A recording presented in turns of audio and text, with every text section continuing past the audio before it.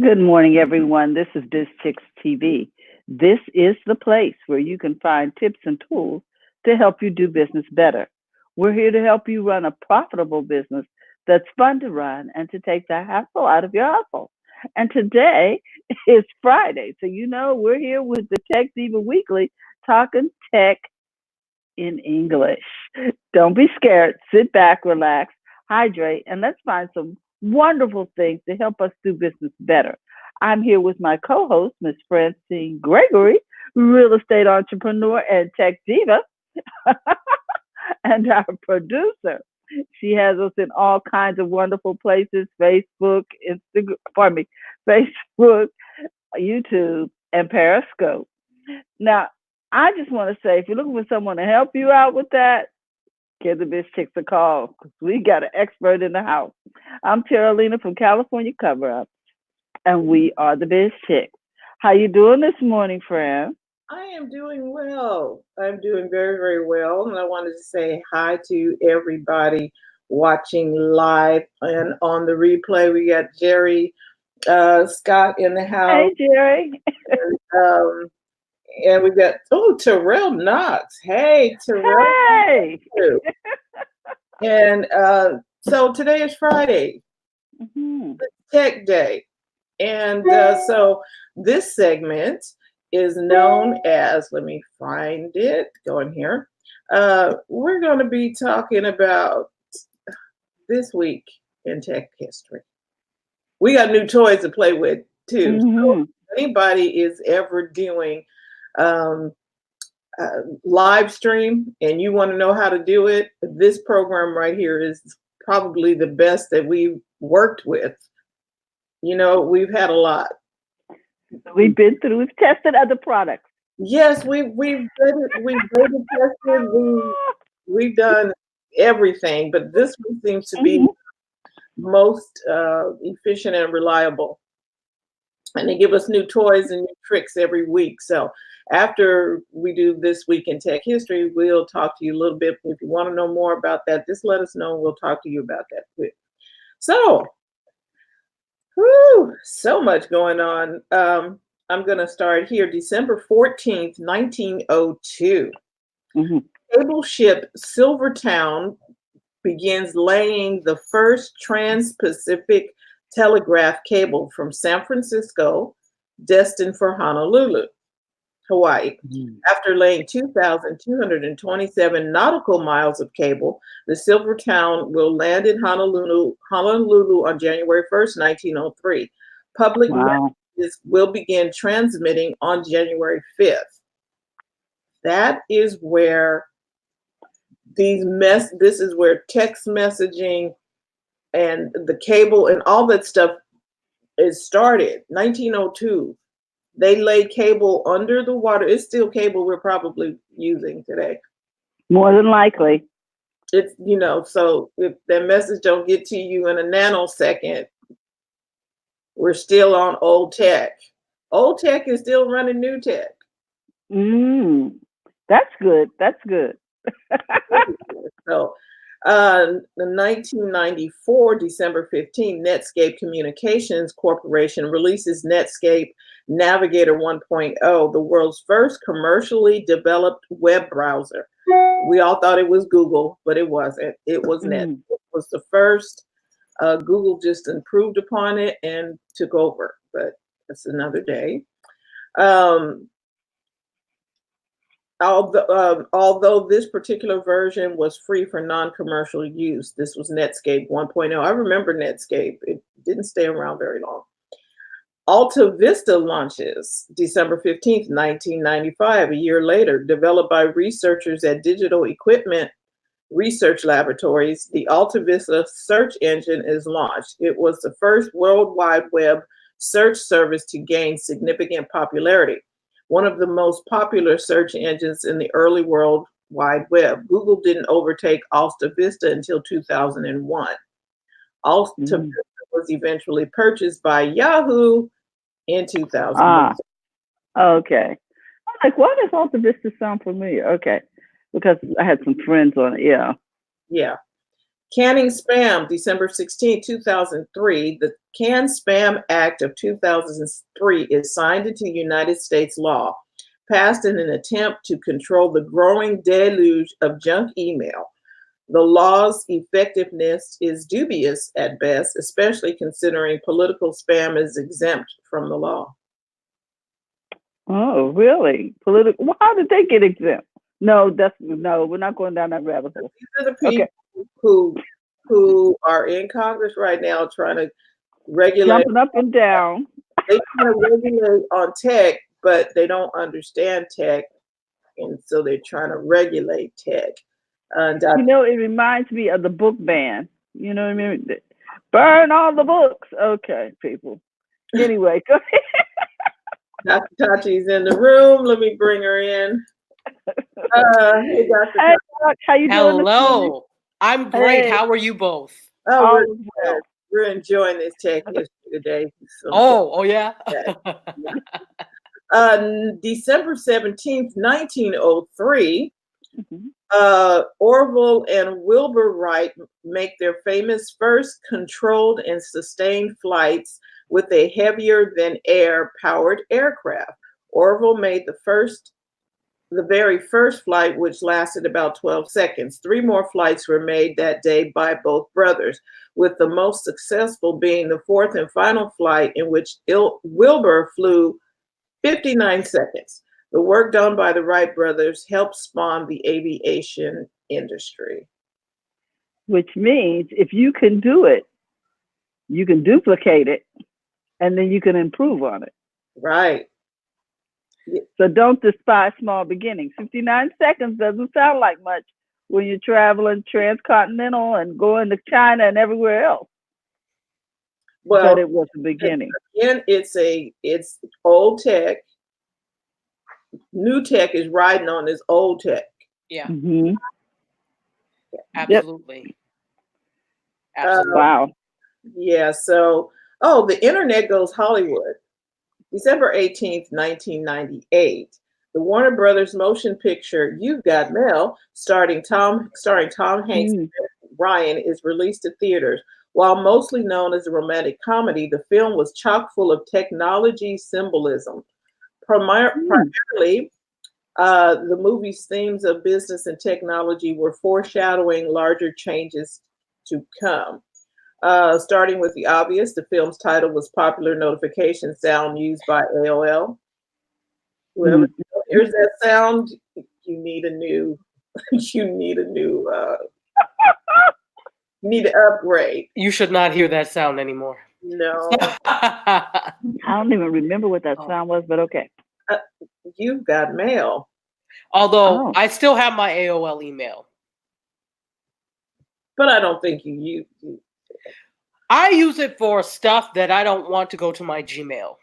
So it still works. Sense. So yeah. And I've had it since for donkey's years. So I'm like, well, I'm not going to get rid of it now. But Gmail is actually, my preferred client. So right. It is still out there. Let's see. This showed just how quickly the internet had become mainstream, with email and online dating starting to gain traction in the general population. At the same time, AOL was the face of the internet to those just getting their feet wet.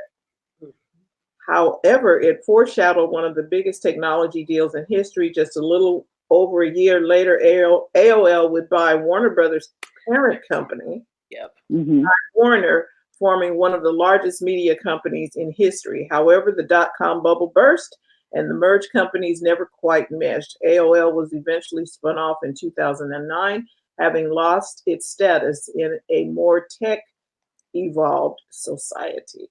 I remember that was a huge deal, this AOL Time Warner deal. And I was like, I had just started grad school. So I was really super young and just started. And because I was communication, that was the topic everybody was talking about. We talked about it in classes. We talked about the implications for all of that. And incidentally, my speaking of, the You've Got Mail thing, I think I told you all this, but my dissertation for my doctorate was on internet dating, people of African descent and internet dating.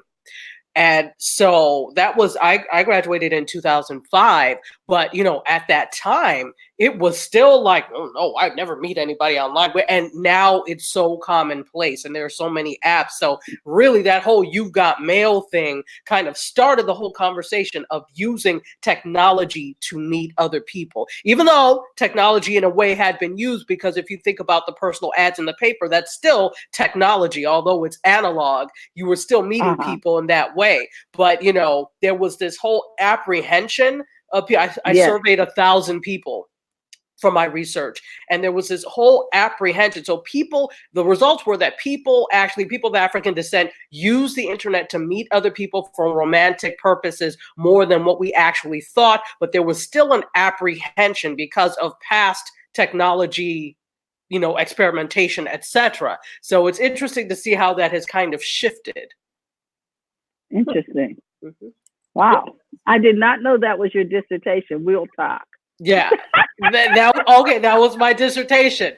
I forgot that I had a super long thing, but it was actually like a study on the use of the internet amongst a sample of people of African descent to form romantic relationships. It was like a super long title. So, but it was just basically Black people internet dating. So yeah. It's okay. That's what we do when we do dissertations. Okay, go ahead, Brenda. You have to continue. I mean, do you really have to fill a word count or something? Because a word count, a page count. People have to be impressed. Yeah, that's what it is. It's just basically so that people think we're scholarly and saying more than we actually are. I'm like, it's Black people in internet dating. Can't we be simple? Not in academe. So. And my final story, Apple announces purchase of Next. NEXT. Don't ask me. Anyway, December 20th, 1996, in a surprise move at the time, Apple Computer Inc. announces their intention to purchase Steve Jobs' company, Next, and bring Steve Jobs on board as an advisor to CEO Jill Amelio. How do we not see that coming? Okay. The purchase was completed on February 4th of the next year and brought the core technology that formed the basis of the future Mac OS operating system, these results. Which itself is the foundation of the iOS operating system that runs the iPhone, iPad, iPod Touch. Along with the leadership of future CEO Steve Jobs, the resurgence of Apple in the 2000s and the emergence of the new world of technology can be traced back to this major event in history. I love it. I was like, anyway. Anywho, you never know what's really going to happen until after it happens, because I don't think Gil Amelio saw that coming. Probably not. See, this is why Mom says, don't burn the bridge that brought you over, and always be nice.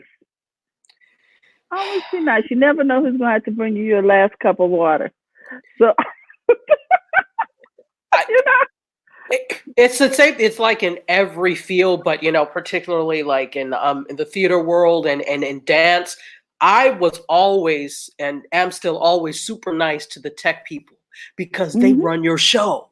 So if you piss them off, you never know what can. So I'm always like a glitch. What? And I didn't mean to press that button. Exactly. Even if you didn't, you're so upset at what I did that it's causing you to make mistakes. So it is in the best interest of any performer to, no, don't worry about that lighting cue. We can just kind of, and consequently, they would try to make sure I was happy. Well, what do you think about, I trust you, whatever. So, it's that same thing. You don't burn bridges when it comes to things because you don't know who you're going to need. And consequently, when you treat people well, they bend over backwards to make sure you're taken care of. See, and now that we finished with This Week in Tech History, and we're segueing into tech, This Week in Tech, here's the thing. Just about everything we do is running on some type of technology. Okay. The nerds are running the world, people. And please don't discount technology, especially if you're on your way to the hospital. Thank you. The little quiet people, and they may not be quiet, and maybe some of them are outgoing and outspoken, but they're running the world. The coders. Mm-hmm. Without the coders, we wouldn't be sitting here right now looking at you all and presenting on. Somebody's back there doing all that code that I'm not gonna do. I'm not doing I tell you, I took a couple of classes. I read a couple of books. And I was like, you know what? This is pretty easy, but I don't want to do this. Division of labor, right? That's the whole reason there is a division of labor. Even though we're in a world now where everybody expects you to do everything, and even if you can, do you necessarily want to? That's the key thing. That's why you hire other folks to do that if you can. And some people just love it. Oh, you only have to do this and da da da da da and HTML to that and da da da da da. And I was like, I don't want to do that. I just want to push the button on the outside of the TV and have it come on. I don't need exactly. What? Why? I don't want to look. I don't want to look at the circuit board. Well, you know, and that is really interesting because when you look at, I'm a Gen Xer, and Gen X is, known as a generation that likes to tinker with things and needed to know how things worked. So, and that's because our technology, even with a computer, it's like, okay, printer, there was no wireless printing, back when it started. You had to know some things as simple as hooking up the printer.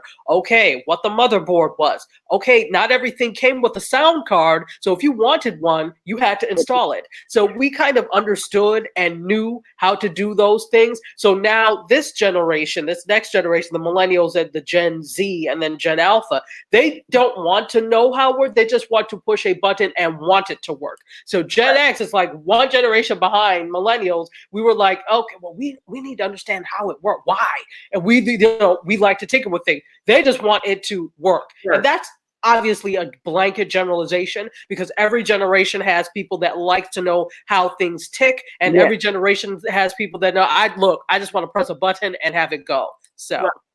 I used to be bilingual, meaning PC and Mac. Right. Mm-hmm. I am not bilingual anymore. Do not bring me a PC and try to tell them so I can help you figure out why you got all these pop-ups and why you can't find the file. I'm not doing it. I know, right? I used to do that, and I was like, okay, I'm going to get in there and I'm going to help you fix the file, and we're going to find the file and help you print it. And I was like, I need to stop. How much time of my life is going away because I'm trying to find a file? Well, I took a course and I learned how to put the cards in, the video cards, and add RAM and all that stuff to the motherboard. But I didn't keep up with that. Once I found out I could just go and press a button, why do I? It was nice to know. But since I wasn't planning on doing it on full time. So my go-to remedy for most stuff was Control Alt Delete. I love it. I love it. That's it. Let's just reset everything because this ain't working. I had to do something different. I wanted to work on stuff. And, right. I am a Mac girl. But that's because I just wanted to work on stuff. I don't want to fix it. I just want to work on it. I tell you, life is different since I switched from a PC to Apple. And I just want to say that to our audience. It really is different. And you get a lot more done without the interruptions. Shall we talk about Instagram? We can do This Week in Social Media or This Week in Tech. What's going on? Because I know some stuff is happening. Okay, well, whatever floats your boat. Well, Terry, you got the social media up, so we'll just go with that. Okay, so we'll talk about Instagram. Yeah, that's social media. Okay, so Instagram there's a story out where Instagram is going to start removing influencers branded posts that advertise vapes, tobacco, weapons, they're going to think, well, I'm not going to say it because then I might be accused of wanting to censor the internet. But anyway, Instagram is cracking down on influencers, branded posts, and products they hawk. The company announced today that although it's always prohibited branded posts that advertise vapes, tobaccos, etc., it's going to start enforcing those rules more strictly. It's also it'll also start putting special restrictions around the promotion of other products like alcohol and diet supplements. I wonder if this means if you have like a song and people are drinking alcohol, I wonder if that includes that. I don't know.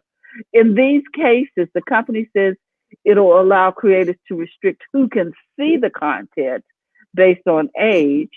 And upcoming feature the company I mentioned earlier this month when it announced that the new users would have to put in their birth date. So I don't even want to go into depth about that. I just want to say that that's what's happening. It's just people expected Instagram to make a move like this when it began hiding the public like count on posts. There's another thing going on with Instagram, and that is that you can now do multiple, what do you call those, shots of yourself in your story in the layout. So now you don't have to go out and create it over here and then upload it over there. Mm-hmm. You can do it within Instagram. Correct. So that is a new feature, allegedly, that that's available now on Instagram. Yeah. So those two things I wanted to share, and I wanted to share that Amazon is now delivering more than half of its own packages as it becomes a serious rival to FedEx and UPS. Last year, they were shipping 30% through them. Now, they were only doing 30% of their own stuff. Mm-hmm. Now they're doing up to 50%, and they have a whole fleet of airplanes. I didn't know that. Did you know that? I knew they had trucks. I've seen the ground stuff, but they got this. But they got this fleet, and they're adding to this fleet. I don't know if you can see that plane. Can you see that? Yeah, I had seen that, but I didn't know how extensive their fleet was. Yeah, it's and they're building it. They want to become independent of these carriers because they're paying billions out to FedEx and UPS, and so it makes me wonder what's going to happen when they are no longer a customer of these two companies. That's going to be interesting. It's going to be very interesting because when we talk about ordering online, I would say a hefty majority of the ordering is done from Amazon. And so if they have the market share in terms of delivering products and sending out products, and now I've cut you out, the middle person, because I'm going to do it on my own, they're going to take a significant dip. And so UPS and also USPS, because they did do some delivery through the post office, and then FedEx, they're going to have to figure out a strategy for what's next. You've been operating on the 1865 Pony Express system for a very long time, and you've not updated, upgraded, beyond a few certain things, but you can't depend on that as your cash cow anymore. So the question is, what are you going to do to make up what you lose from Amazon? Exactly. I'm going to read this little paragraph to let you know how deep this is. It says, at the current rate, Amazon is set to pass both FedEx and UPS in U.S. package volume, with the company currently delivering 2.5 billion packages per year compared to FedEx's 3 billion and UPS 4.7 billion. Morgan Stanley says Amazon's number doubled in just the last year alone, from delivering about 20% of its own packages to now about half.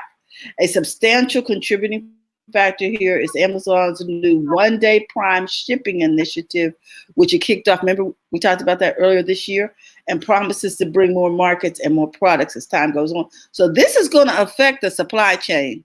We're talking business here. This is going to affect the supply chain. And then the question becomes, who is going to be the fallback, the backup, if these companies go out of business and Amazon has us hostage to their delivery service. Well, now I'm going to jump in there and play somebody's advocate. Not sure it's the devil's, but FedEx, we hope not. yeah, FedEx has been around for a long time, Right. and I think they made adjustments. They've been making adjustments all along because the U.S. Postal Service uses FedEx to get stuff out. When they're delivering to you, the reason why your stuff is not slower than it already is because they are tag teaming with the United States Postal Service and FedEx are a team. Okay. UPS, I don't think they're going anywhere. You don't think they had the Fed contract? Okay. No, I don't. I just don't think that their UPS is going anywhere. The brown truck people. Because there are some holdouts that don't buy from Amazon. Absolutely. I'm wondering how long this is going to be the case. My sister actually used to be an engineer for UPS, and she recently had to go back for something, and she told me it's the same as when I left, basically. So they tend not to. I think companies are very risk adverse. Companies don't, not all, but many companies don't like change, particularly the older mainstays, because if it works, there's no reason for them to spend money to fix things. But we also have the attitude, especially in this country, of being reactive as opposed to proactive. So we will wait until Amazon completely decimates us, and then we're like, oh, we probably need to do something. So, they've got to start being more proactive. And so I don't necessarily, we can say we don't think Brown is going anywhere. I think Amazon has other plans. And if they're not careful, if they stay with the same, okie doke attitude, they could go away. Because this is a very aggressive campaign. I mean, we went from 20% to half in 1 year. They are serious about this. And I don't know if this is, it says, if this is naturally costing Amazon a fortune. The company said in October that in the 3 months spanning June to September, it spent 50% more, and eye-popping $9.6 billion on fulfillment alone, due both to one-day Prime shipping and to the general expansion of its retail operation in the U.S. So I'm just saying, it says here, okay, it's a worthwhile expenditure if it means it can control the entire delivery chain from start to finish. So to them, it's an investment, and it makes sense. And those who build out their infrastructure early, as you know, dominate the game. This is their stuff, right? Because they are delivering their stuff. They're delivering their product. So it's not like UPS is delivering Walmart stuff and Coco Chanel or something. This is Amazon taking control of their realm. You understand what I mean? The thing is, when you go in there and you order from Walmart, a lot of times you end up on Amazon's site. No, that's because because the whole World Wide Web, if you don't watch where you're clicking, there's stuff like you can get this on Walmart. You went in there for something else. But if you go into Amazon and order, you're staying in Amazon. If you go to Walmart and order, you will stay in there unless they got ads running around the bottoms. And if you accidentally click into the ad, you're going to be taken away from wherever you're trying to go.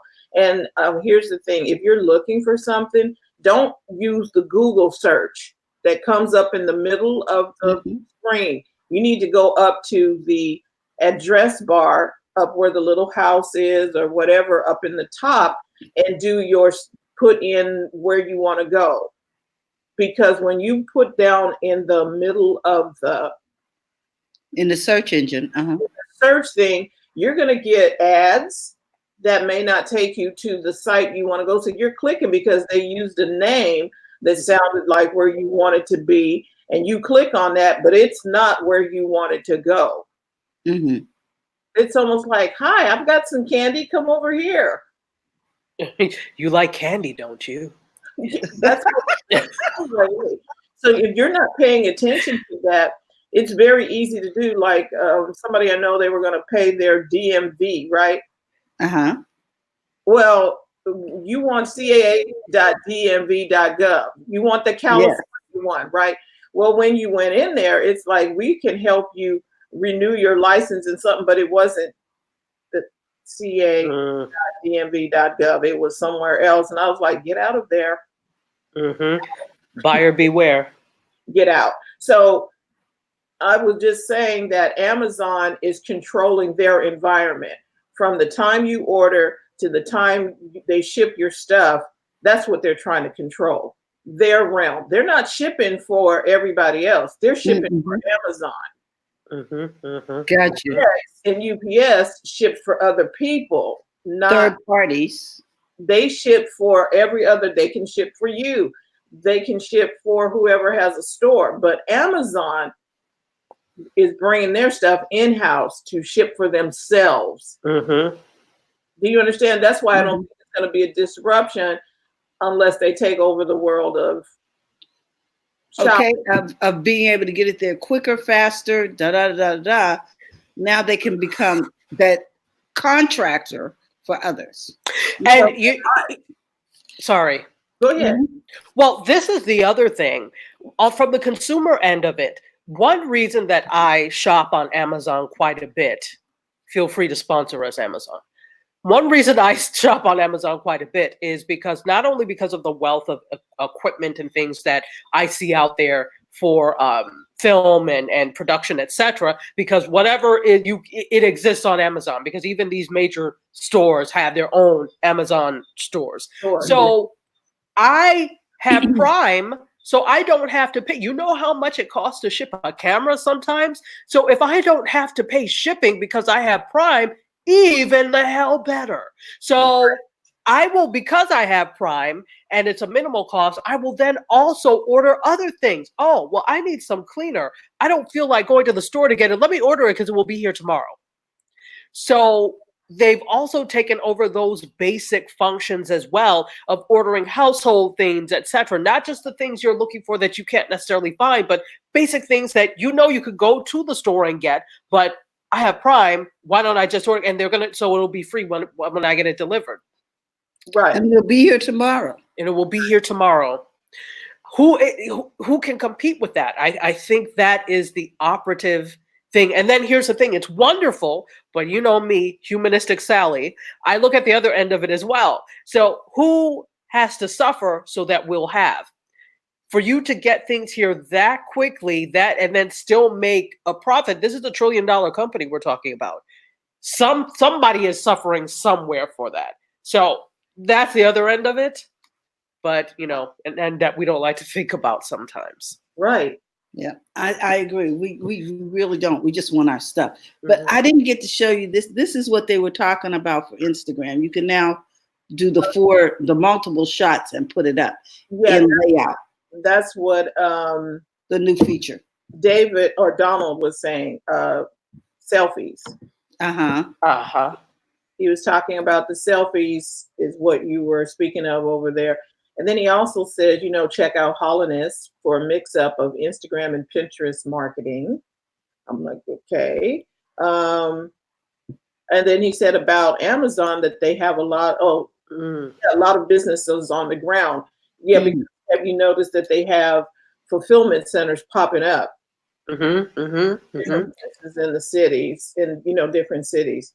And then he also says that businesses will give FedEx and UPS plenty of future traffic because the business world still use them. Like if I know I got to get a package out or I got to get documents to somebody for what reason, I don't know why they wouldn't do them electronically, but if I got to send a document to somebody, I'm more than likely going to send it FedEx. I'm not calling Amazon to do it. Okay, but my concern is if I have a business and the chunk of my business comes from Amazon and suddenly that is no longer there, how do I make up the difference? Let's see what we're talking about. Again, Amazon is a shipping, not a shipping company. They are a product fulfillment company. Business people in different corporations and stuff when they need to. And I'm Dr. Chachi, jump in here anytime. Whenever they're sending a package that needs somebody's signatures and something, they're sending that FedEx. They're not going to send that through Amazon. I understand that. I understand that whole messenger type of thing. My question is, Fran, you have a business and you're doing 2.5 billion with this particular customer, and now this customer doesn't need you anymore.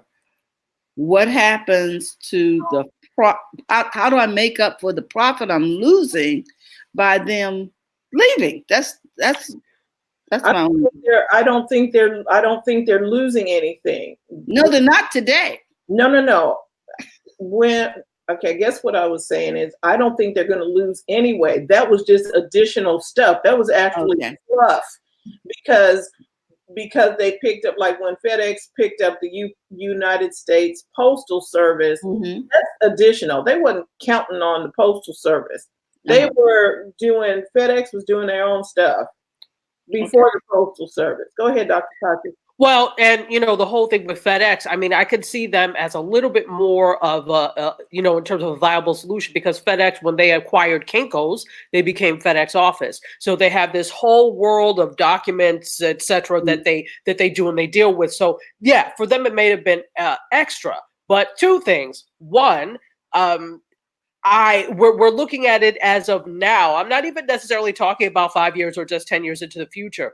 At some point, the people that are Gen Z now, millennials are already starting to lead things. The people that are Gen Z, they're going to be starting to lead these companies. The same people are not going to be leading these corporations and companies forever. As such, they're going to be coming in with new ideas and new ways of doing things. And it may not include the services or the extended use of services like the UPSs, the FedExes, like it has. I'm sure there'll be something that will be developed or come up with that will either supplement and or replace that type of thing. So to your point, Carolina, I think to your point is that, I think that they need to be prepared with what the game plan is for next. And not that I work at any of these companies, so I don't know for sure, but I don't think they are prepared for next because they're so used to having a market share of these types of things. But we've seen this over and over. I keep saying Blockbuster. When you have a market share of something, you think it's going to be like that forever, and you do very little to plan for, well, what if not? AOL, they need to start planning for what if not. Even though we think delivery is always going to be the thing, not necessarily. Really now, when things need to be delivered, we're talking about documents. In terms of documents, we're talking about documents that have to be physically signed, where that can't be emailed or whatever. And there are some documents like that. But what happens as technology gets better and they're able to verify? They do that to some extent now, but they're able to verify things in a deeper sense, a deeper way, actually view you, that type of thing, and then instantly send it over. And it's like, okay, bam, that's it. What happens then? And that's already starting because our industry, right now you cannot notarize a document. Like if you were changing, property is changing hands, they want a physical signature. Correct. You want an electronic signature, you can't do it. Well, somebody is introducing the idea of accepting electronic notary signatures. They're investigating that right now because not too long ago, no, we can't have them signing contracts with a electronic. Ask us now, do we want to go back to sign it and fax it? No. It's the electronic zip form, zip logics. Here, sign this electronically. And there's an audit trail for all of this. And you're signing that you are the person signing this and you're, doing all of it. We have electronic signatures right now. What is that when you sign the terms of use? Yeah. We check the box. Yeah. Exactly.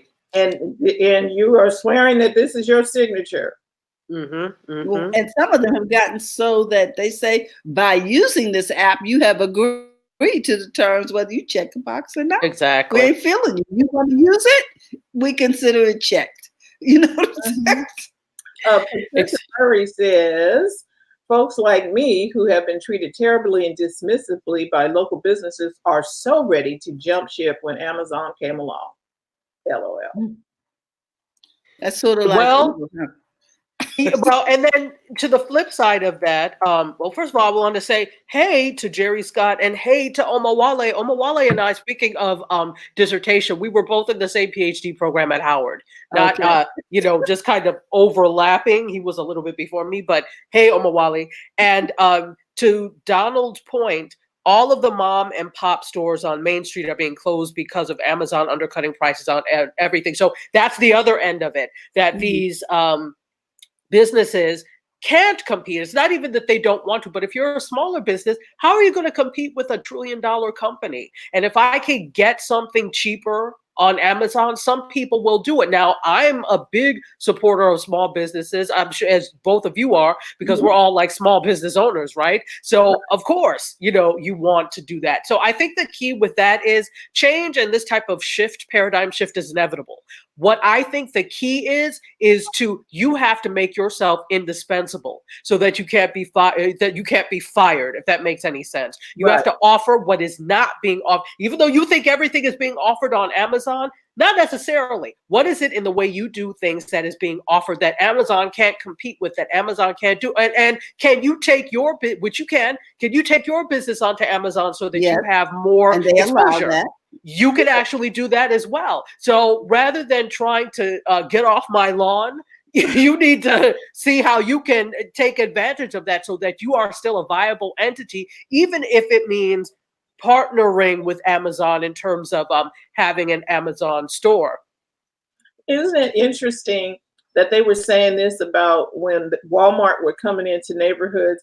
Oh, yes, big box stores coming in and we're putting us all out of business and blah, blah, blah, blah. Well, Amazon just did the same thing and came in online and did it and cut prices and what have you.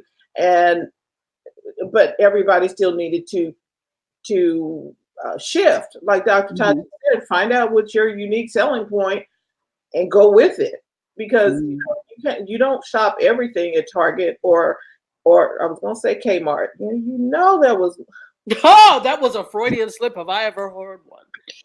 Kmart still in business, but anyway, go ahead. You not everybody's gonna shop at Target or Walmart or what have you. Correct. Okay. Correct. No, you're right. So we're going to go small. And I was in the Uber and at the mall going somewhere because I was getting ready to go to class. And the mall is packed. Yes, so it is. Said that brick and mortar is going away. No.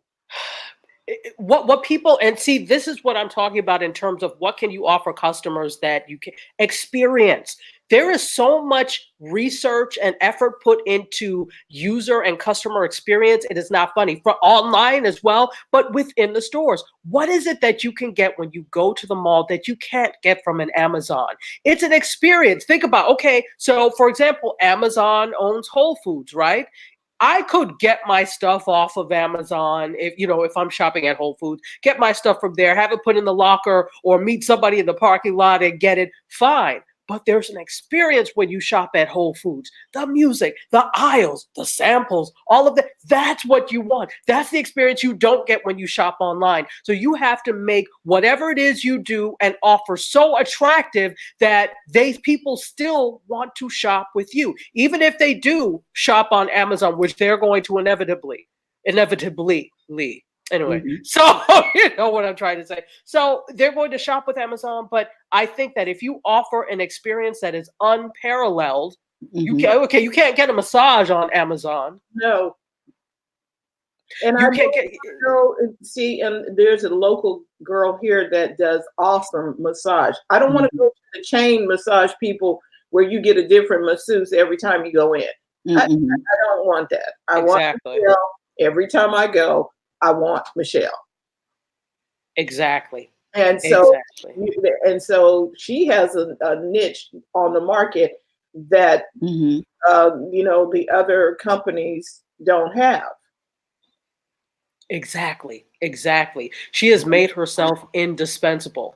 I'll tell a quick story. I think I told this before, but I want to tell it again. So when I worked at the university that I used to work at, and we were looking for another faculty member, and we did a search thing. One of the candidates asked, we said, "Do you have any questions for us?" One of the candidates asked, "Yes. What keeps you up at night about the department?" Great question. The chair of the department said that Tachi will find a job someplace else and leave us. That right there let me know that I am indispensable, that if I left tomorrow, you people would unravel. That's what you have to do with your business. Have them up worrying at night that they will not be able to find whatever it is that you offer. That is a genius. And let me go back to a couple of comments here. Donald says, blockchain technology will change all of that with regards to documents. Talking about signing electronically. Pat says, I do most of my everyday stuff locally, but nobody here in town carries any of the tech gear I use in my business. And that's normally it on Amazon. Instead of, because I'm with Dr. Tachi, when you're buying tech gear for video or audio for that matter, you can't just walk down. There is no Radio Shack. Mm-hmm. Mm-hmm. And even then, the inventory that local shops offer is so lackluster. Like Best Buy, sorry to say. It's like because they only have so much space. It's not a warehouse, so they can't carry everything. So if you go to something like a Best Buy or a PC Richards or whatever, you're stuck with what they have there. And for some people who don't know any better, they think that that is the best that is offered. No, there are other things you could do. The good thing about something like a Best Buy is, okay, if you see it on Amazon, you can haggle the price down to what it is on Amazon. Fine, great. But other than that, you need these other types of retailers, especially online, because you're able to get what you want. You have more variety than you do in a brick and mortar. That's the good thing about online. Yep.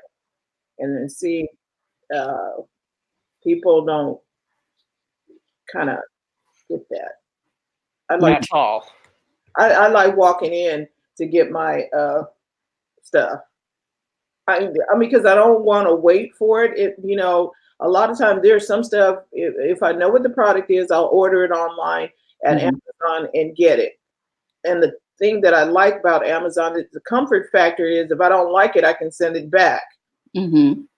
And get my money back, and it's hassle free for that. Exactly. Clothing is a whole other thing. I need to put them on. I need to walk into a store, try it on, and then maybe this is just old school. I want to try it on, like shoes. I need to try them on. Yes, because even if it's your size and it will fit, they may not feel good when you put them on. So, and the worst thing about the online thing is if it doesn't fit or feel right, then there's the hassle of repackaging it and taking it to the post office or FedEx or UPS or whatever they tell you to do. Or cold. UPS store. Exactly.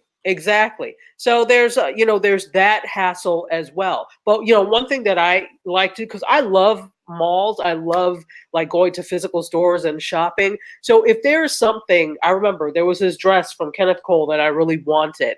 I saw it in the store. I tried it on, so I knew that it fit. I said, it's too expensive here. I will go online and went on sale, and it was like 50% off. Got it in the size I needed because I knew that it fit me because I had already tried it on. Now, I know that's a lot, but that's a way to do it as well in terms of saving money. And I like that idea. Because once I find the name brand that fits me, then I can just go find them over there at that point. You understand? Because I know this jacket fits. The cut is going to fit. And because they will make women's clothes in several different variations. I was like, and yes, it depends on the fit model. Right. But, okay, so guys, let me ask you this: what's happening in media? Yes. Yeah, it is about that time, huh? Okay, so I do want to add something to the Instagram. There was another thing. Instagram is now going to alert you if you are sharing a fake photo, because they're trying to in keeping Instagram, and Facebook is cracking down in general, because there are all these allegations levied at them in terms of being the progenitors of fake news, which is rubbish. There's always been false news. But I digress. So in order to crack down on that and clean up their sullied image, if you are sharing, if they've added this new feature to flag false information on the platform, and if somebody else shares it, they will be alerted that this is a fake photo. So there's this whole thing. It will be labeled as false information, and it will have an overlay that will prevent viewers from seeing it. Oh, so Wow. in that they'll please share this with everybody you know crap that people send you. Yes. Messenger. Oh my gosh. I was like, seriously? How do you know this is not fake? Exactly. And it's not just a bot or an algorithm that will look at it and do it. It's a combination of both. So it will flag something that is potentially false content and then submit it to independent fact checkers. And then administrators are going to proceed to review that flag and flag the content accordingly. And so if it does turn out to be fake, it will be removed from the Explore and hashtag pages and then labeled as false information, and you can't see it. And then if you post that same photo, you'll be sent a warning that you could be circulating false information. Mm. So then maybe that's gonna stop them people from sending stuff. Doing wonderfulness. Yeah, I hope so, or not. That's major. It is sad that we have to come to this because there are liars that are out there putting out stuff that's fake. But I think this is something that we always talked about when we talked about, can we trust the internet? So, and at some point we need to, who's going, remember we said conversation, who's going to police this? Yes. TJ always said that there's going to be a warehouse that's going a clearinghouse. Yeah. So that you know that this is, not fake. For real. Hey, Natalie. Hey, what's up, troublemaker? Also, so two other quick things that we have off of that. So cord cutting. I talk about this every other week. I'm a huge proponent of cord cutting. I don't believe in paying access to cable companies when you're just going to have me have HBO 1 through 17. Rubbish. Right. So I love cord cutting, but there's a new study that has been done that shows that based off of what's the name of the company, Recurly, they actually do billing assistance for the over-the-top industry and the cable industry. So they found that cord cutters love to watch until the free trial ends. So we will sign up all day. This is just common sense, but they've actually now put numbers behind it. So free trials are actually a big part of the marketing think about that. Apple Plus, remember they gave a year to people who bought the new Apple device. Also, Verizon and Disney Plus have that agreement that if you have that upper end of Verizon service, that you get a free year of Disney Plus. So that's a huge thing. We're talking about millions of dollars, billions actually of dollars, depending on, how many people are signed up for it. So this is what they found. About a third of customers stick around after the free trial runs out, and 10% of members quit video streaming services monthly. That's twice the rate for games, music, and other types of entertainment. So what that's called is churn. That's the industry term for it, where people sign up for the free trial and then they quickly, do it. So there's a number of ways. You sign up for the free trial for a week or whatever, and then you cut it off. Or you sign up for it somewhere down the line, wait till all the episodes pile up, watch it, and then cut it off.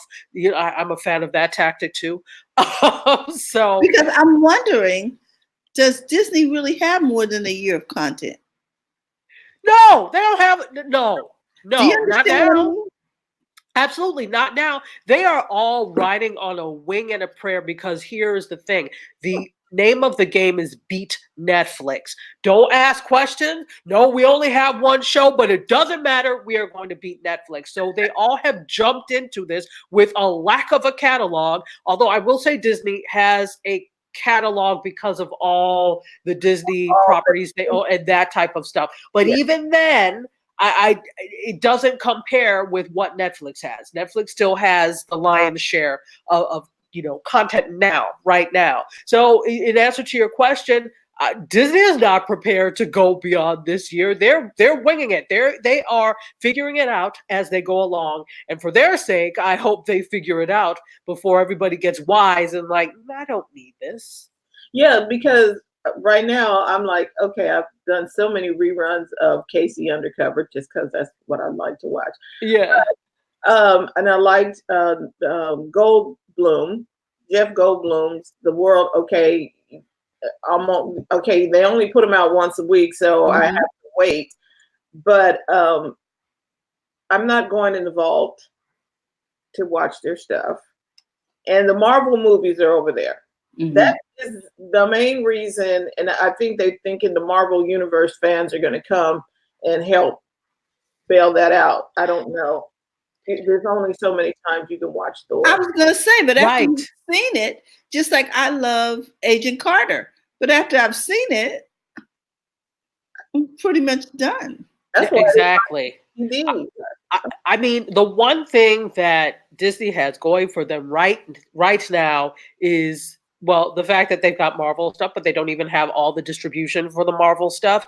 Of course, they have the Disney Vault. That's good for kids. But the one new thing that everybody is talking about that's a buzz thing is The Mandalorian and this whole Star Wars thing. So everybody is really on The Mandalorian and Baby Yoda's tip for that matter. And that's great. But how long? The Mandalorian is not an infinite series. It stops and then they restart. Of course, it's been greenlit for another season of The Mandalorian. Of course, we know that. But they have to figure out what else, because what they have now is not cutting it. Especially since I'm not all about Star Wars. So right. The Mandalorian doesn't mean anything to me. It's a great show. It is really well done, well written. But if you're not a Star Wars, you know what? No, I would even say if you're not a Star Wars, because I'm more of a Star Trek person than Star Wars. But I still very much enjoy The Mandalorian. I'm still following the story, still love it, still able to. You don't have to understand the Star Wars universe necessarily to understand the Mandalorian. So that's what makes it good and special. But they only have one Mandalorian. Yeah. And then what? So I think it's not just them. This is all I'm looking at BET Plus. I'm looking at HBO Max, and I'm slowly watching what they're starting to come out with, etc. So we'll see. But that's what's happened in that world. And then one last thing, we heard about the Hallmark thing, right? Yes. And we know that it's been reversed. Okay, so that was, the big story or whatever. And here's the bigger thing about that. Not just that they did it and then reversed it, that they flip-flopped on everything. That networks can be susceptible to small fringe groups like what this Mothers Against Everything or whoever the hell they are. They that's what I call them. Mothers the hell against everything. So that they kind of, for those of you who don't know, Hallmark had pulled a commercial showing a same-sex wedding, and there was a kiss, and so they pulled it. And this is a wedding planning company, and so they pulled it, and because of Mothers Against Everything, and then that's not their name. I really don't remember the name. I think it's 1 Million Moms. Yeah, but I'm calling them Mothers Against Everything. So they reversed it because, of course, the internets were angry and went on, got angry about it. So they said, "Oh, okay, sorry. We didn't mean to." Yes, you did mean to. Yes, you did. Absolutely, because they advertised the fact that they did it. They advertised the fact that they did exactly. And here's the thing. How was this? It wasn't a problem when you were taking their money for the advertising, because everything has to be approved before it airs. So some damn body saw this ad and you didn't have a problem then. You start to air. You only had a problem when somebody else had a problem with it. But did you refund the money?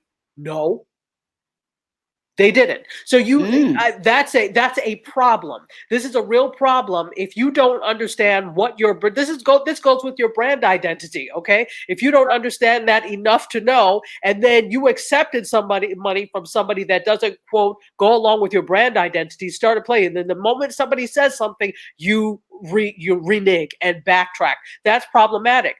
Besides the fact that this is it's hugely discriminatory, aside from that, it's you took their money, right? And you said, sure, this is okay, we'll play it. And then you decided it wasn't okay. And then you decided it was okay again.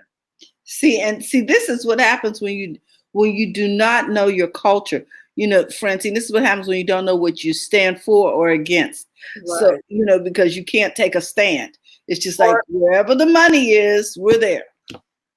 Yeah. And that'll drive you nuts. Or either the person that you put in charge to make that decision, you didn't talk to them about what you didn't explain your culture well enough to the people who were doing something. Somebody is at fault somewhere, and it's the entire company needs to. Absolutely. And why the other question that came up in my mind is like, okay, so fine, that's not something that you as a consumer agree with. Oh, okay. But would it have been okay if it was a Black wedding or an Asian wedding or a Latino wedding? Would you then be okay with this type of action? Or, well, we don't show Black weddings, so why is it okay in this case to pull? Well, like you said, I mean, there are laws there, and it's a public accommodation. It's a public vehicle. You don't have the right to restrict other people's rights. Absolutely. Absolutely. Based off of some everyone's rights. That's why they're called a protected class. Exactly. And the thing that even it bothers me more is that how very dare you? Now, again, we know the type of company that Hallmark, or the type of channel Hallmark is.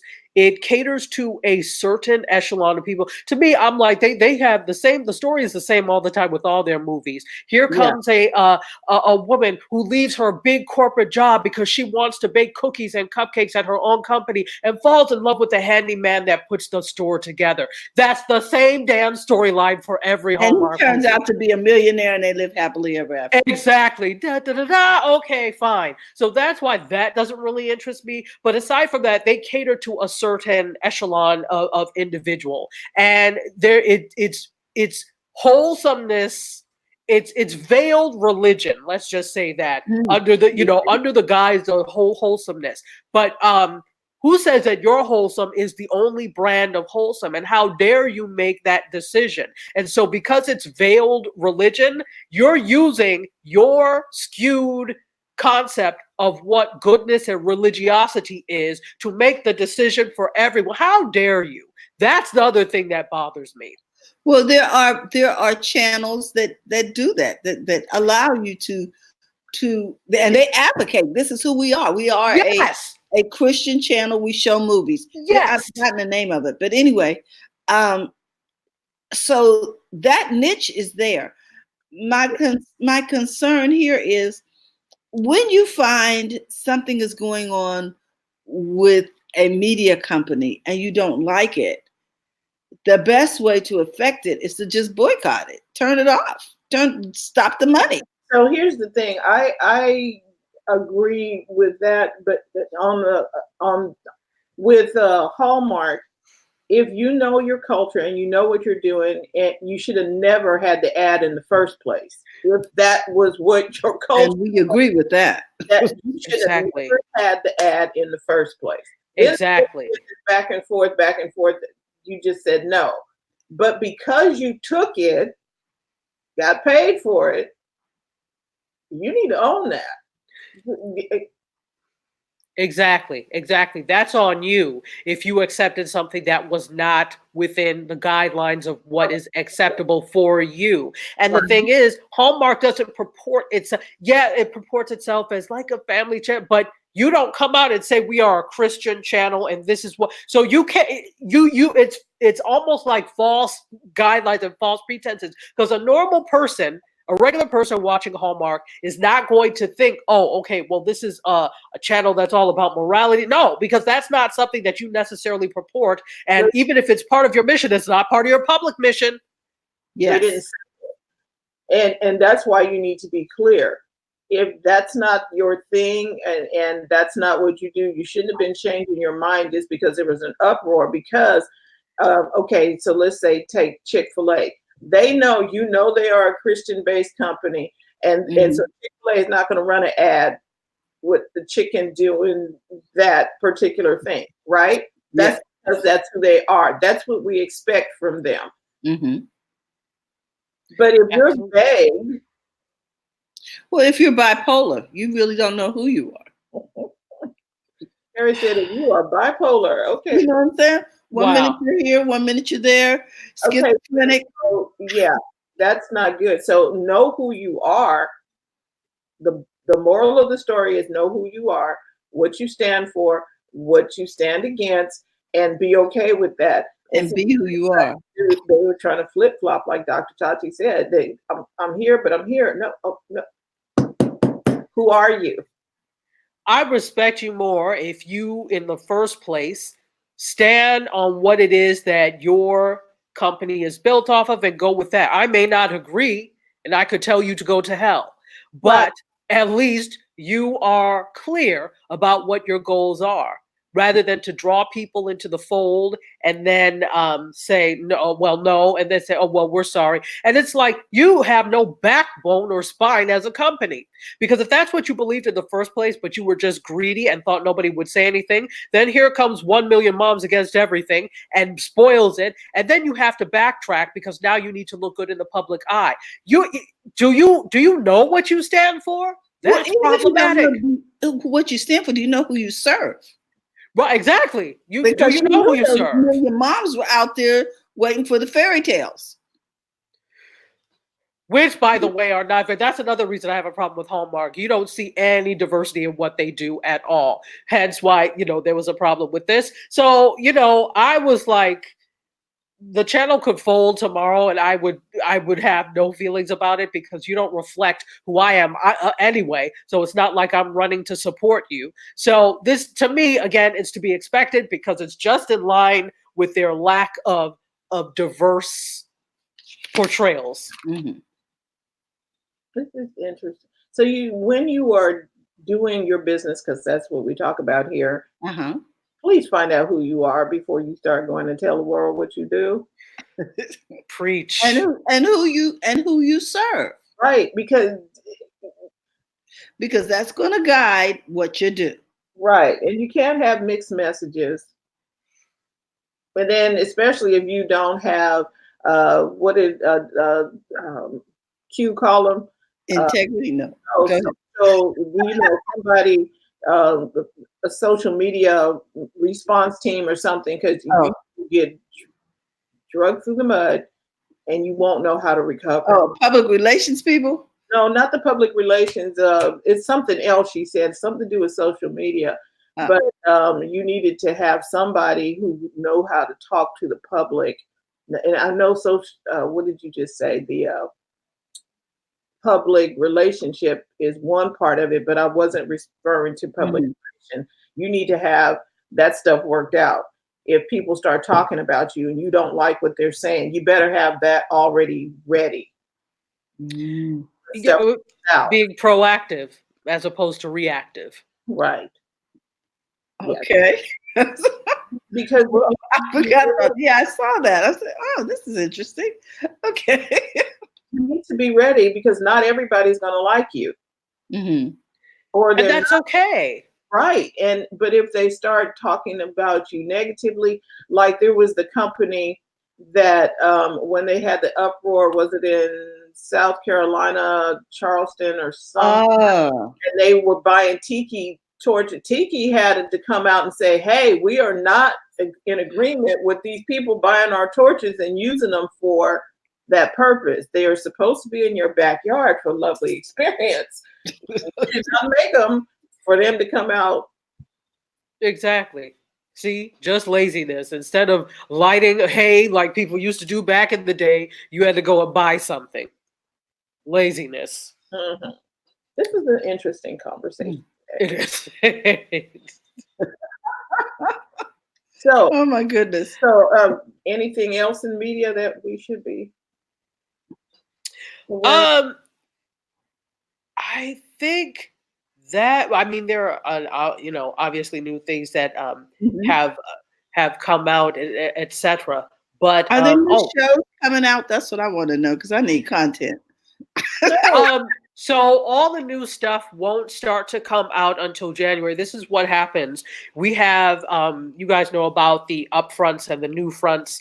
They happen twice a year. And that is really advertising. What people don't realize is that advertising drives the media industry. That's really, at this point, still the only way that the media industries make money is through advertising. Sponsorships, yes, but through advertising. So what happens is all of the brands gather in New York and LA twice a year. I think it's September and January, and they do the upfronts and the new fronts. And that's all the new shows that are debuting and coming out. And what happens is all the producers and people that are trying to persuade the advertisers to advertise during my show. So all the stars come out, and so that's going to happen in January. Then, of course, we start award season again for all the different awards that have been, Golden Globes, Oscars, etc. So it's a little too early to know. I'm trying to think if anything came across my consciousness. I have a question. Has anybody seen anything Oscar worthy? I haven't seen anything that's pulled me into the theater.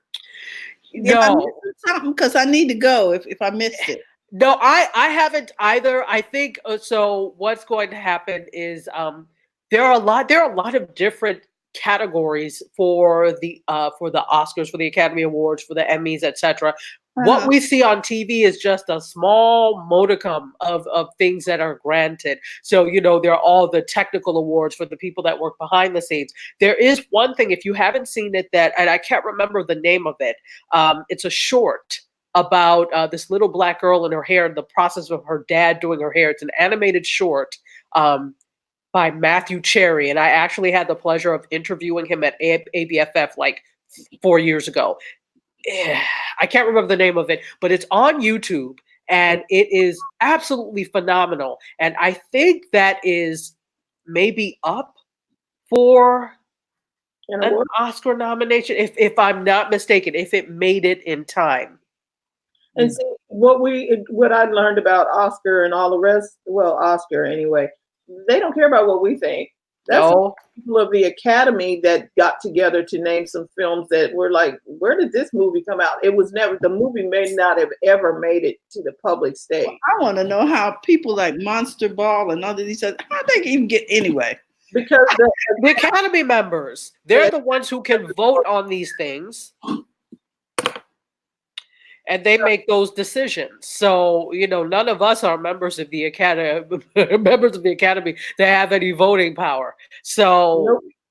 Oh, but thank you. Bobby Stamp says I need to go see Joker and Mr. Rogers. Oh yeah, that's true. Yeah, I've heard Joker is very dark from what I've heard. I haven't seen it, but it really does give an explanation of the Joker that we know, why he is the way he is. And you can even see that from the trailer. So that should be an interesting exercise in psychology. And then I've heard Mr. Rogers is really good. So I have to see that. Several people say Mr. Rogers is really good. Yeah. So he probably won't get an award. I'm sure. So yeah, the whole Joker story, that some people were concerned about putting it out because the last time, was it Batman Returns or something was going on? There was that shooting in Columbine. What is the saying that old folks like to say? One monkey doesn't stop the show. Right. Stop no show. That's it. I think I said it too properly. But Yes. anyway, I think that's the problem. We keep kowtowing to these people, and we have created and not to get too into it, but because we've created this system and this society of shoot 'em up Yosemite Sam culture, we then want to be annoyed, and that comes from the hyper masculinity that we have in this country. We are a very hyper masculine culture, and with that comes gun culture in this country. And so we've created it, but now we're upset when people act on that. And rightfully so, but we don't want to do anything to stop it either. So, it comes to the point where we have to do something larger. That's a societal problem that media is not responsible for. Although media does have to take some responsibility for exacerbating these things, but in a normal society, something like a Joker wouldn't be a problem. It would be a story. Right. We're not a normal society, unfortunately. No. And that would take us down my comment would take us down a trail that we would never get out of. I hear you. Thank you. It's just sad. Oh my goodness gracious.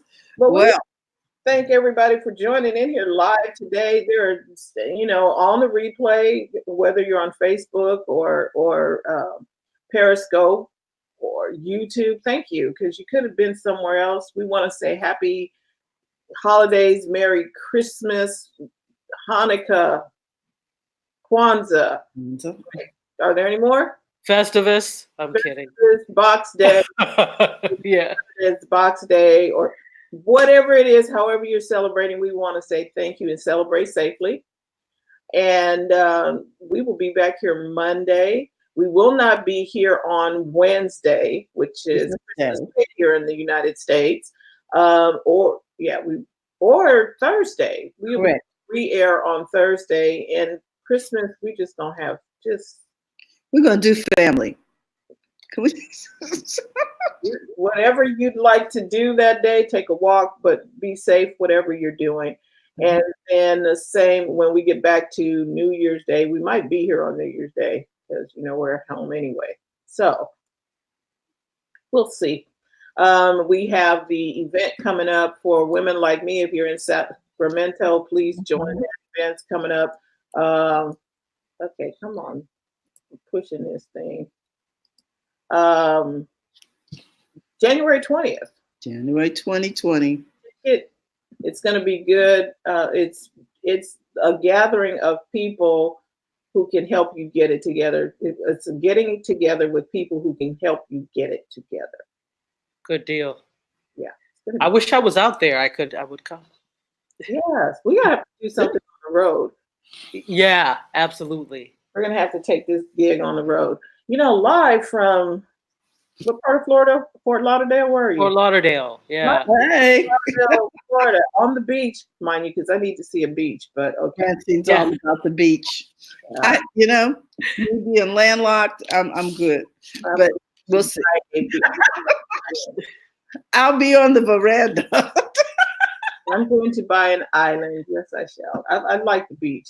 Anyway, we might take this on the road. We've got an invitation to go to Edinburgh, Scotland. So yes, that would be fun. I think so. And you were talking about the golf tournament. I guess we missed that, but anyway, it's annual, right? Right. Yeah, because I think Ramsey has there's something we can do with him, and so we'll talk about it. Maybe 2020, 21 might go on the road. That'll be awesome. Anyway, enjoy your weekend. Have a great holiday. Yes. Yes. We will see you all on Monday. We'll be back. All right, guys. In the meantime, don't forget to go to the front of your own line. Bye-bye. Bye-bye.